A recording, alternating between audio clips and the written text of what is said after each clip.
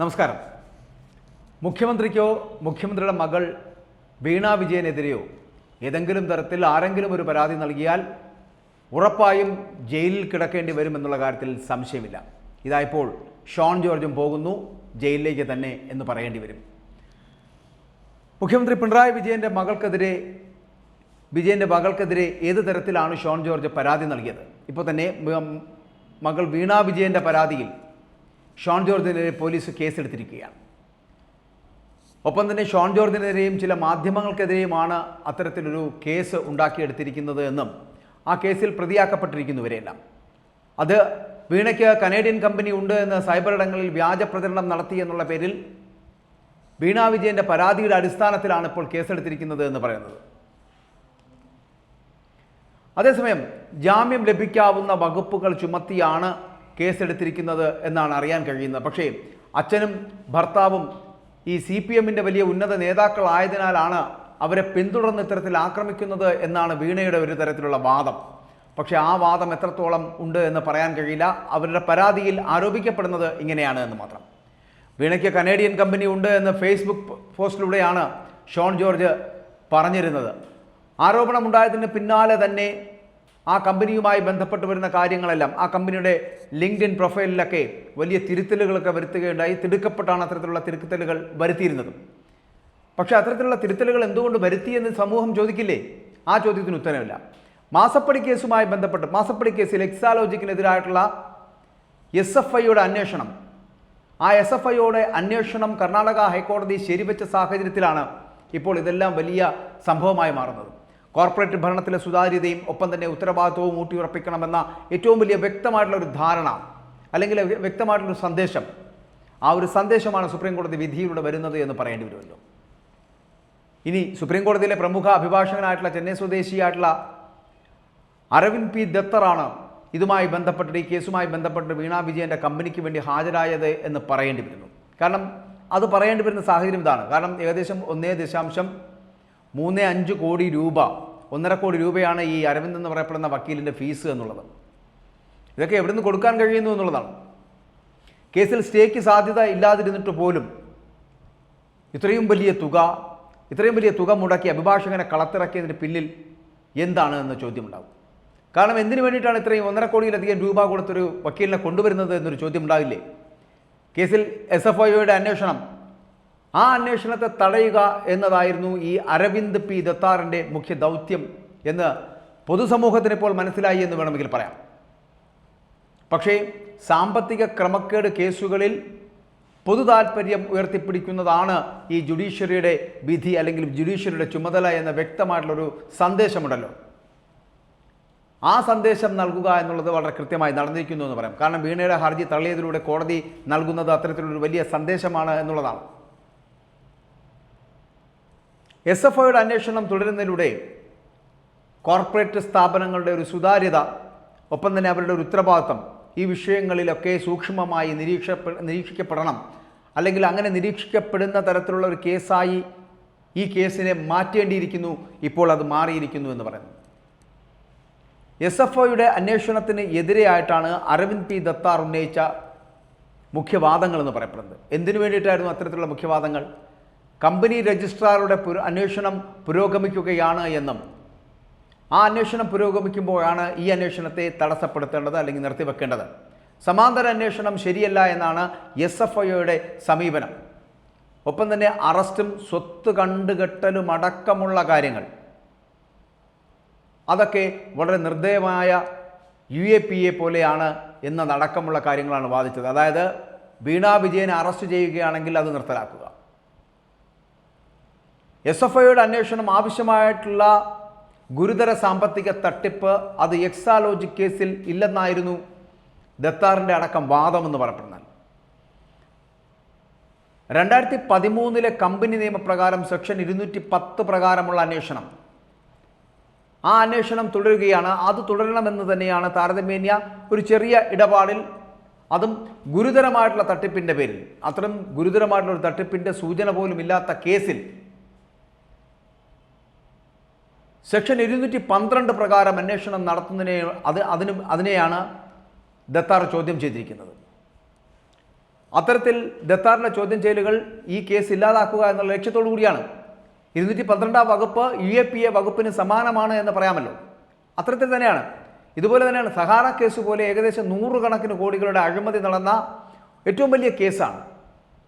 അതുപോലുള്ള കേസുകൾക്കാണ് ഇത്തരത്തിലുള്ള സംവിധാനങ്ങൾ ഉപയോഗിക്കുക എന്ന് പറഞ്ഞാൽ. പക്ഷേ എക്സാലോജിക്ക് കേസ് എന്ന് പറയപ്പെടുന്ന അങ്ങനെയല്ല എന്നാണ് ദത്താർ വാദിക്കുന്നത്. ഏകദേശം 1.72 കോടി രൂപ അത് മുൻനിർത്തിയിട്ടുള്ള ഒരു ആരോപണം. ഇതിൽ സീരിയസ് ഫ്രോഡ് എന്ന് പറയാൻ ഒന്നുമില്ല എന്നാണ് ദത്താറിൻ്റെ വാദം. പണം കൊടുത്തുകൊണ്ട് അദ്ദേഹം അത് ചെയ്യുന്നുണ്ട്. CMRL എന്ന കമ്പനിക്ക് ഈ സോഫ്റ്റ്വെയറിൻ്റെ സേവനം നൽകിയതിന് രേഖയില്ല എന്നത് മാത്രമാണ് ആരോപണം മാത്രമാണുള്ളത് എന്നാണ് അരവിന്ദ് P. ദത്താറിൻ്റെ വാദം. ആ വാദങ്ങളെ നഖശികാന്തം എതിർക്കുകയായിരുന്നു ഹൈക്കോടതി. എന്നാൽ രജിസ്ട്രാർ ഓഫ് കമ്പനീസ് അന്വേഷണവുമായി ബന്ധപ്പെട്ടിട്ട് ആ അന്വേഷണവുമായി ബന്ധപ്പെട്ടിട്ട് ഇടക്കാല റിപ്പോർട്ടുകൾ ഉണ്ട് എന്നും അതാണ് SFIO അന്വേഷണത്തിലേക്ക് നയിച്ചതെന്നും ആയിരുന്നു ഈ SFIയുടെ വാദം. SFIക്കും ഒപ്പം തന്നെ ആ SFIക്കും കമ്പനി കാര്യ മന്ത്രാലയത്തിനും വേണ്ടിയിട്ട് ഹാജരായിട്ടുള്ള additional solicitor general K. Aravind Kamath വാദിച്ചതും ഇത്തരത്തിലായിരുന്നു. മൾട്ടി ഡിസിപ്ലിനറി അന്വേഷണ ഏജൻസിയാണ് ഈ SFIO എന്നും അത് കൂടുതൽ വിവരങ്ങൾ എവിടെ നിന്ന് ലഭിക്കുന്നോ അല്ലെങ്കിൽ ശേഖരിക്കാനാകുന്നോ അവിടെ നിന്നൊക്കെ ആ വിവരങ്ങൾ ശേഖരിക്കാനാകുമെന്നുള്ളതാണ് അതിൻ്റെ പ്രത്യേകത എന്നും അദ്ദേഹം കമ്മത്ത് വാദിക്കുന്നുണ്ട്. കരിമണൽ കമ്പനിയായിട്ടുള്ള CMRL 1.72 കോടി രൂപ സോഫ്റ്റ്വെയർ സേവന കരാറിൻ്റെ പേരിൽ എക്സാലോജിക്കിന് നൽകി. ആ എക്സാലോജിക്കിന് നൽകിയതായി കണ്ടെത്തിയിട്ടുണ്ട് എന്നാണ് ഇപ്പോൾ നമുക്ക് റിപ്പോർട്ടുകളിൽ നിന്ന് മനസ്സിലാക്കാൻ കഴിയുന്നത്. CMRL വിവിധ രാഷ്ട്രീയ പാർട്ടികൾക്ക് ഏകദേശം 135 കോടി രൂപ ധനസഹായമായി നൽകിയിട്ടുണ്ട്. അതാ നൽകിയതുമൊക്കെ അന്വേഷണത്തിൽ ഇപ്പോൾ വ്യക്തമായിട്ട് സൂചനകൾ നൽകുന്നുണ്ട് എന്നുള്ളതാണ്. അന്വേഷണത്തിനുള്ള വിവരങ്ങൾ ആദായ നികുതി വകുപ്പ് നൽകുന്നില്ല എന്ന് പല ഉദ്യോഗസ്ഥരും പരാതിപ്പെട്ടതിനാൽ അതിൻ്റെ അന്വേഷണം എന്ന് പറയപ്പെടുന്നത് ആ പരാതിപ്പെട്ടതിൻ്റെ അടിസ്ഥാനത്തിലുള്ള അന്വേഷണം SFIക്ക് കൈമാറാമെന്നും ഈ വാദത്തിൽ ഉണ്ടായിരുന്നു. പക്ഷേ ഈ വാദങ്ങളൊക്കെ പൊളിഞ്ഞു പോവുകയായിരുന്നു. അവിടെ സോളിസിറ്റർ ജനറലിൻ്റെ വാദങ്ങളാണ് കോടതിക്ക് സ്വീകാര്യമായത് എന്ന് വിധിയിൽ നിന്ന് നമുക്ക് വ്യക്തമാകുന്നുണ്ട്. എന്തുകൊണ്ടാണ് അത്തരത്തിലൊരു വിധി ഉണ്ടാകുന്നത് എന്ന് ഇപ്പോൾ മനസ്സിലാക്കാം. സാങ്കേതിക വിദ്യ പുരോഗമിച്ചതോടെ സാമ്പത്തിക കുറ്റകൃത്യങ്ങൾ അന്വേഷണ ഏജൻസികൾക്ക് വലിയ വെല്ലുവിളിയായി മാറുന്നു, അല്ലെങ്കിൽ വലിയ വെല്ലുവിളി സൃഷ്ടിക്കപ്പെടുന്നു എന്നുള്ള കാര്യം ഇപ്പോൾ കോടതികൾ മനസ്സിലാക്കുന്നു. അത്തരത്തിൽ തന്നെയാണ് സുപ്രീം കോടതിയുടെ നിരീക്ഷണവും എന്ന് ജഡ്ജി പറയുകയുണ്ടായി. SFIയുടെ അന്വേഷണം തുടങ്ങുന്നതോടെ തന്നെ അതിനു മുൻപ്, അല്ലെങ്കിൽ അത് തുടങ്ങുന്നതോടെ അതിനു മുൻപ് നടന്ന അന്വേഷണമെല്ലാം ഏതെങ്കിലും തരത്തിൽ മരവിപ്പിക്കപ്പെടുമെന്നും ആ മരവിപ്പിക്കപ്പെട്ട് കഴിഞ്ഞാൽ അതിനെ മൾട്ടി ഡിസിപ്ലിനറി അന്വേഷണ ഏജൻസിക്കാണ് കൂടുതൽ കരുത്തുണ്ടാവുക, അല്ലെങ്കിൽ കൂടുതൽ കാര്യക്ഷമമായി അന്വേഷിക്കാൻ കഴിയുക എന്നും പറയേണ്ടി വരുന്നു. ഇതൊക്കെ കോടതിയുടെ കണ്ടെത്തലുകളാണ്, എൻ്റെ നിരീക്ഷണങ്ങളല്ല, കോടതി പറയുന്നതാണ്. എന്തുകൊണ്ടാണ് ഈ വിധിക്കുള്ളിൽ ഇത്തരത്തിലൊരു അന്തസത്ത ഒളിഞ്ഞിരിക്കുന്നത്? അതായത് കോർപ്പറേറ്റ് രംഗത്തെ ശുദ്ധീകരിക്കുവാനുള്ള കേന്ദ്ര നടപടികൾ തടയരുത് എന്നുള്ളൊരു അന്തസത്തയാണ് കോടതി പുറപ്പെടുവിച്ചിട്ടുള്ള ഈ വിധിക്കുള്ളിൽ ഉള്ളത് എന്ന് പറയേണ്ടി വരും. ഈ വിധിയൊക്കെ അവിടെ ഇരിക്കട്ടെ. വിധിയുമായി ബന്ധപ്പെട്ട് വരുന്ന വിഷയങ്ങൾ കൈകാര്യം ചെയ്യുമ്പോൾ തളർന്നു പോകുന്നതും തകർന്നു പോകുന്നതും വീണ വിജയനും വീണ വിജയൻ്റെ അച്ഛനായ പിണറായി വിജയനുമാണ്. ഇവിടെ ദത്താറിനെ കൊണ്ടുവന്ന് 1.5 കോടി രൂപ മുടക്കി എന്തിനു വേണ്ടിയിട്ടാണ് ഇങ്ങനൊരു നാടകം കളിക്കുന്നത്? ഒന്നുമില്ലെങ്കിൽ 1.72 കോടി രൂപയുമായി ബന്ധപ്പെട്ട് വരുന്ന എക്സാലോജിക് ഇടപാടിൽ കള്ളത്തരമൊന്നുമില്ലെങ്കിൽ, അല്ലെങ്കിൽ പുറത്തു പറയാൻ മടിക്കുന്ന കാര്യങ്ങളൊന്നുമില്ലെങ്കിൽ, വെളിപ്പെടുത്താനാകാത്തതായിട്ടൊന്നുമില്ലെങ്കിൽ ആ മാത്രമാണല്ലോ ഭയപ്പെടേണ്ടത്. വെളിപ്പെടുത്താൻ പറ്റുന്ന കാര്യങ്ങൾ ഉണ്ടായിരുന്നുവെങ്കിൽ ദത്താറിനെ പോലുള്ള ഒരാളെ കൊണ്ടുവന്ന് 1.5 കോടി മുടക്കി എന്തിനാണ് ഈ കേസിന് സ്റ്റേ വാങ്ങിക്കുന്നതിന് വേണ്ടിയിട്ട് വീണ വിജയനും പിണറായി വിജയനും ശ്രമിച്ചത് എന്നുള്ളതാണ്. അതുകൊണ്ടാണ് ഇത് പൊതുസമൂഹം ചോദിച്ചു തുടങ്ങുന്നത്. ഷോൺ ജോർജ് ഒരു പരാതി നൽകുന്നു. ഷോൺ ജോർജ് നൽകുന്ന പരാതിയുമായി ബന്ധപ്പെട്ടിട്ട് വീണ വിജയന് കുരുക്ക് മുറുകുന്നു. SFIയുടെ അന്വേഷണം വളരെ കൃത്യമായി മുന്നോട്ട് പോകുന്നു. അതിനു മുൻപ് തന്നെ ഈ അന്വേഷണത്തിന് മുൻപ് ലഭിക്കപ്പെട്ട റിപ്പോർട്ടുകളിൽ വളരെ കൃത്യമായി പറഞ്ഞിട്ടുണ്ട്, വീണ വിജയൻ്റെ കമ്പനി നടത്തിയിട്ടുള്ള കാര്യങ്ങളിലെ ക്രമക്കേടുകൾ എന്താണ് എന്ന് വളരെ കൃത്യമായി മനസ്സിലാക്കിയതിൻ്റെ അടിസ്ഥാനത്തിൽ മാത്രമാണ് SFIയുടെ അന്വേഷണം പുരോഗമിച്ചുകൊണ്ടിരിക്കുന്നത്. ആ SFIയുടെ അന്വേഷണം പുരോഗമിക്കുമ്പോൾ കൃത്യമായി വീണ വിജയനും പിണറായി വിജയനും മനസ്സിലായി വീണ വിജയൻ എന്ന് പറയപ്പെടുന്ന വ്യക്തിത്വത്തെ അറസ്റ്റിലേക്ക് കൊണ്ടുപോകുന്നു എന്നുള്ളത്. ആ അറസ്റ്റ് തടയുക, എക്സാലോജിക്കുമായി ബന്ധപ്പെട്ട് വരുന്ന വിഷയങ്ങൾ കൈകാര്യം ചെയ്യുന്നതിന് കോടി രൂപ മുടക്കി വക്കീലിനെ ഇറക്കി ആ അഭിഭാഷകൻ മുഖേന കോടതിയിൽ സ്റ്റേ വാങ്ങുക എന്നുള്ള ലക്ഷ്യത്തോടു കൂടി തടസ്സ ഹർജിയുമായി എത്തിയപ്പോൾ അത് തള്ളപ്പെടുകയായിരുന്നു. അങ്ങനെ വീണ വിജയന് രണ്ടാമത്തെ കുരുക്കുമായി. ഇനി കുരുങ്ങാനുള്ളത് പിണറായി വിജയനാണ്. താമസിയാതെ ആ കുരുക്കും പിണറായി വിജയന് വീഴും. കാരണം മകൾക്ക് വേണ്ടി ഇത്രയേറെ ഒത്താശ ചെയ്ത മറ്റൊരച്ഛനും കേരളം ഭരിച്ചിട്ടില്ല എന്നുള്ളതാണ്. ഒരു സംസ്ഥാനവും ചിലപ്പോൾ ഭരിച്ചു കാണില്ല ഇങ്ങനെ ഒരു മുഖ്യമന്ത്രി.